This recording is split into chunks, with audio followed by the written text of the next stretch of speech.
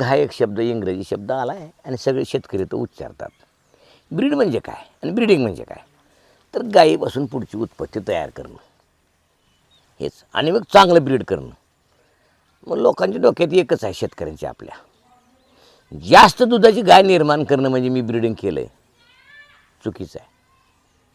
तुम्ही 25 लिटरच्या पुढं गेलात तर तुम्हाला धोक्याची घंटा आहे.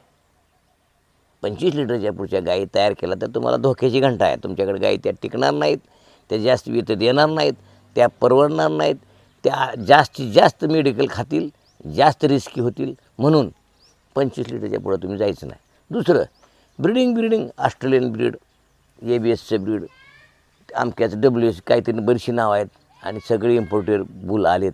जागतिकीकरण झालेलं आहे. मोबाईल उचलला आणि बघितलं की त्याच्यात दिसतंय अमुक आहे तमुक आहे. मग 40 लिटरची गाय केली, 45 लिटर गाय केली. पुन्हा म्हणतात 45 लिटर, माझ्या 35 लिटरच्या गाय होत्या, एका रात्रीत लंपीनं खलास झाला. रोगप्रतिकारक शक्ती नाही आहे त्यांच्यात. अच्छा. आणि त्या आपल्या वातावरणात तग धरून ठेवण्याची क्षमता त्याच्यात नाही. म्हणून सगळ्यांना मी ब्रीडिंगमध्ये एकच सांगेन, जर्सी. आणि आता एक ABS नावाची कंपनी जी आहे, त्या कंपनीने काय केलं, A2ची ब्रीड काढलेत. A2 दूध. हे सगळे A1 दूध आहेत. बरोबर. A1 दुधामुळं काय होतंय, कॅन्सर होतो, डायबिटीस होतं, हे सगळं खरं आहे.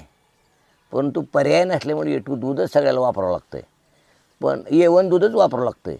आणि जे आपले देशी गाईचं दूध आहे त्याला आपण A2 दूध म्हणतो. बरोबर. परंतु त्या ABS कंपनीनं एक 5 बुल तयार केलेत A2 देत. त्याच्यापासून ज्या कालवड होतील ते A2 दूध देतील. तुम्ही लॅबोरेटरीमध्ये टेस्ट करा. A2 म्हणजे काय आणि A1 म्हणजे काय हे सांगतो तुम्हाला पहिलं. बरोबर. हां.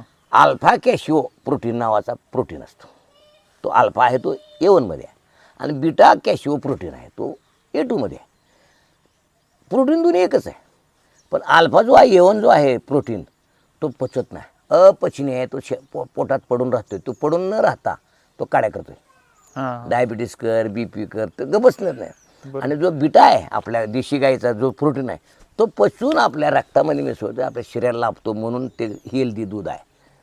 तर मी असं सांगेन सगळ्या शेतकऱ्यांना, A2 दुधाच्या ABS कंपनीचे जे बुल आहेत 5, जिग आहे, रोमिओ आहे, अजून एक 2-3 आहेत, त्या बुलपासून तुम्ही ब्रीडिंग बनवा.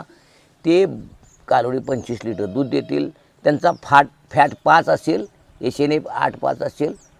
सगळ्यात चांगल्या पद्धतीत दूध असेल, दुधाला भाव येईल, त्याचे बाय प्रॉडक्ट चांगले होतील. आणि दूध A2 असल्यामुळे त्याला 10 रुपये तरी कमीत कमी भाव जास्त मिळेल.